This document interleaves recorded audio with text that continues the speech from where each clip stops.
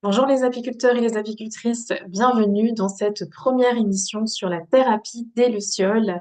Nous accueillons Maya qui va nous parler de son parcours en quelques mots sur la parentalité consciente et Maya qui reviendra bien évidemment pour d'autres émissions sur des sujets précis.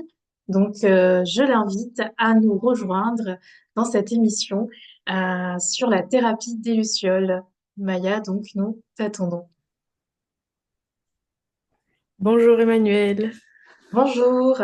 Alors du coup, je te propose que tu te présentes en quelques mots aux auditeurs et aux téléspectateurs sur qui tu es et ton parcours en quelques mots.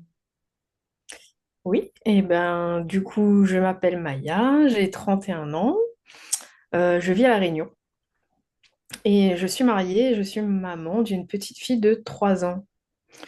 Donc voilà. Mon parcours donc de formation, je suis professeure d'éducation physique et sportive. C'est une activité que j'ai arrêtée au moment du Covid pour des raisons personnelles et j'ai eu ma fille, on va dire, un an après.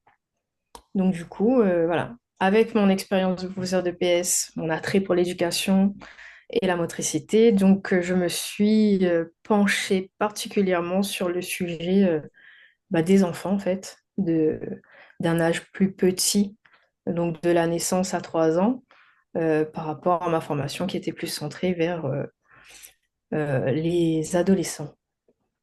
Donc voilà. D'accord.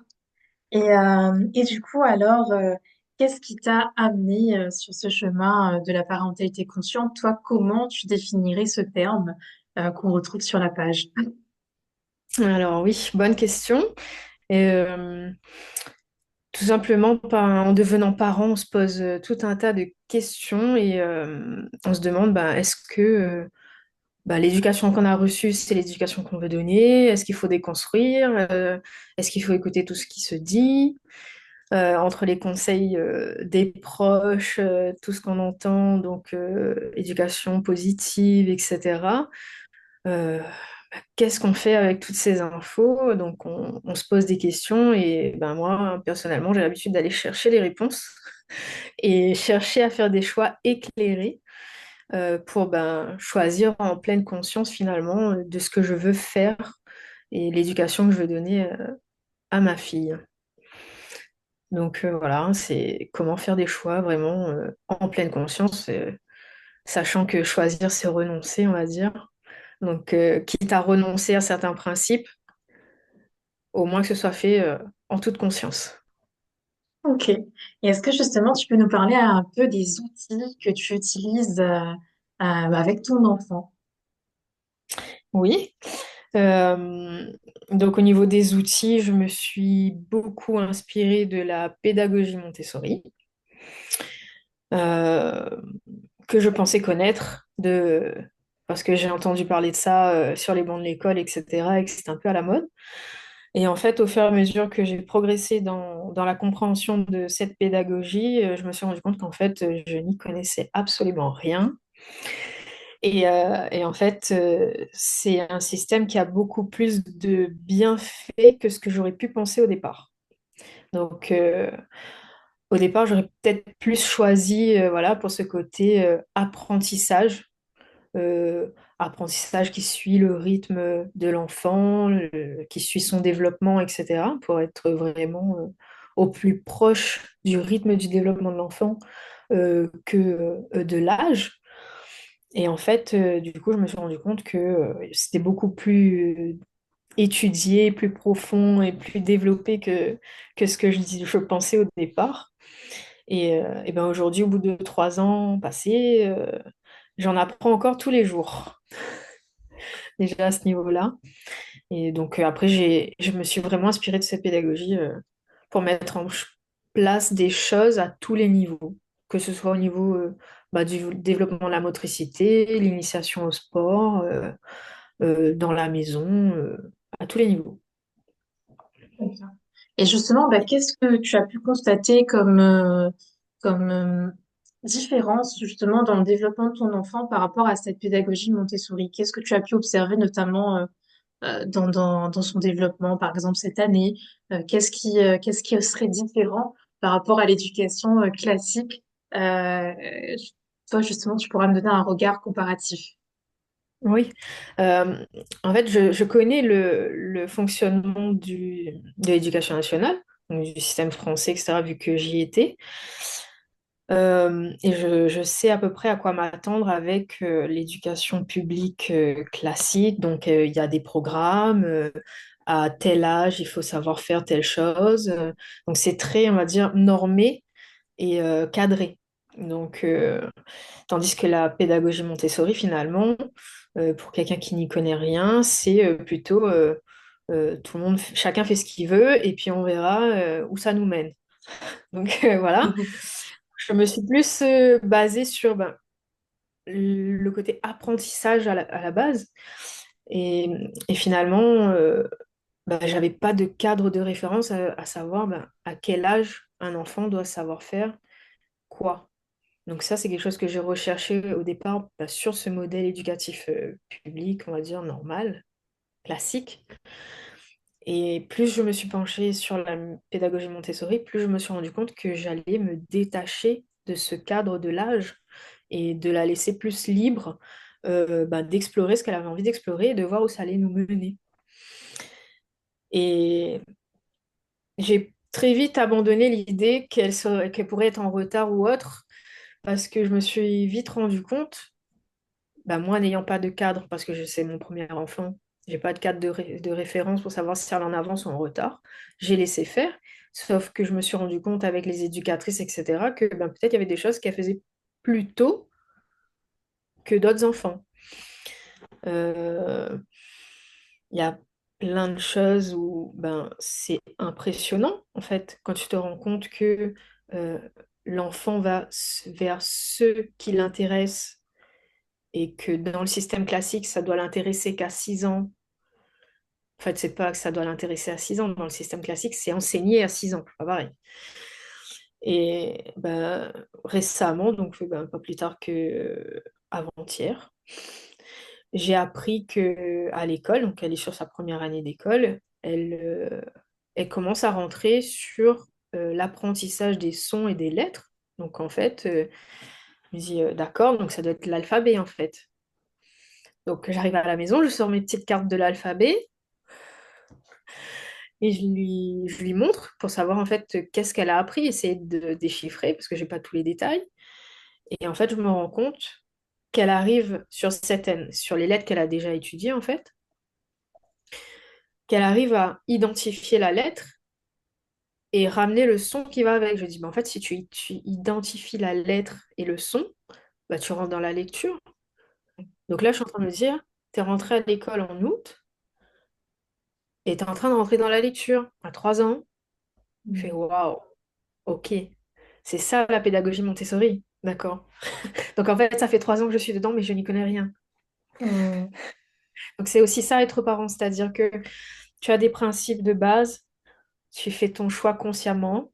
Tu dis, ben voilà, ça va sortir peut-être un peu du cadre, ça va peut-être sortir un peu de mon champ de compétences, mais je fais confiance.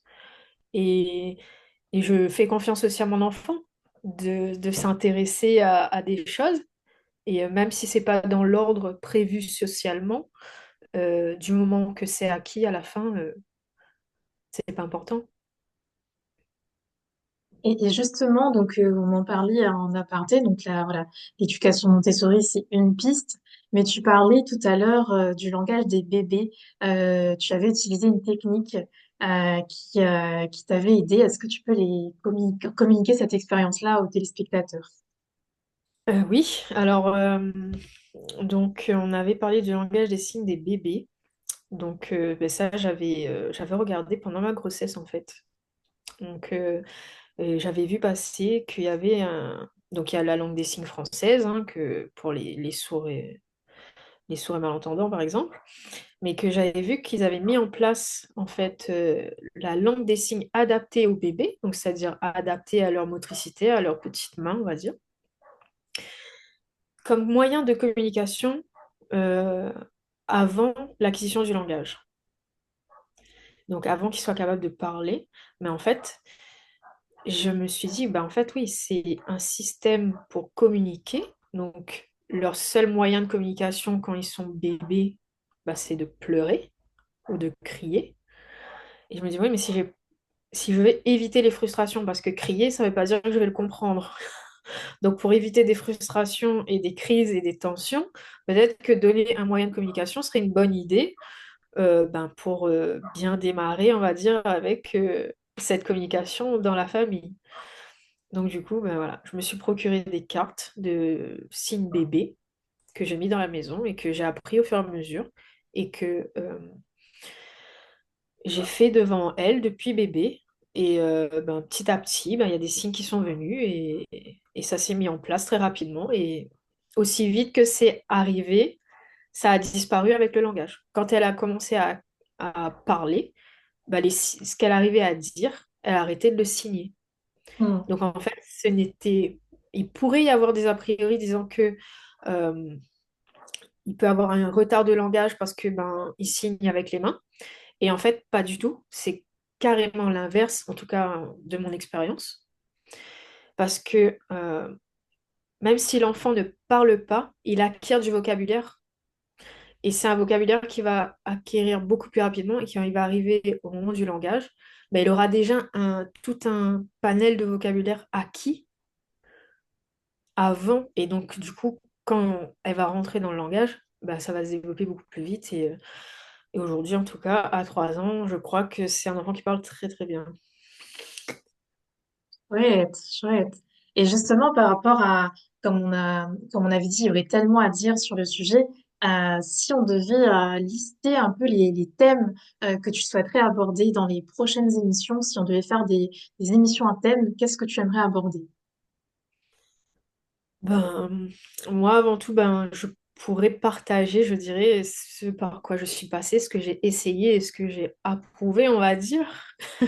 Donc, partager mon expérience finalement, ben, expérience de parents que on parlait de choix conscients, ben, tout ce que ça implique, comment on arrive à faire des choix, toutes les problématiques et tous les choix qu'on peut aborder ben, au sein de la famille, cercle proche et cercle élargi, et ben, surtout le sujet de l'éducation et de l'école, parce que c'est un sujet qui fait beaucoup débat, notamment ben, actuellement. Et ayant, on va dire, un point de vue de chaque côté, on va dire, j'ai des points de vue à partager, et autant dans les limites et les avantages de chaque côté. Donc, ouais, le sujet de l'éducation, de l'école, ça me parle bien. Et on va dire du développement personnel parental, si je pourrais nommer ça comme ça. Comment travailler sur soi pour faire ses choix Hmm, en tant que parent. ok. Et donc, Maya, donc si les téléspectateurs souhaitent aborder des sujets en privé, donc en aparté par rapport à tout ce que tu as transmis dans la vidéo, est-ce que c'est possible? Oui, tout à fait. Ce serait avec plaisir hein, de rentrer dans ce genre de conversation. C'est toujours passionnant et très intéressant. Et heureuse de pouvoir partager ça avec d'autres personnes. Donc, ben, qu'ils n'hésitent pas, par exemple, à te contacter et tu leur communiqueras mes coordonnées. Ok, très bien. Ben écoute, je te remercie pour cette première intervention sur la thérapie des lucioles. Je remercie également les auditeurs ou les téléspectateurs qui ont suivi la vidéo. N'hésitez pas à poster des commentaires, à liker, partager, enregistrer la vidéo si elle vous a plu. C'est ce qui nous permet également de faire vivre cette chaîne. Donc je vous remercie et je te dis à très bientôt, Maya, Merci, Emmanuel. À et à bientôt. bientôt, les apiculteurs et les apicultrices. Merci.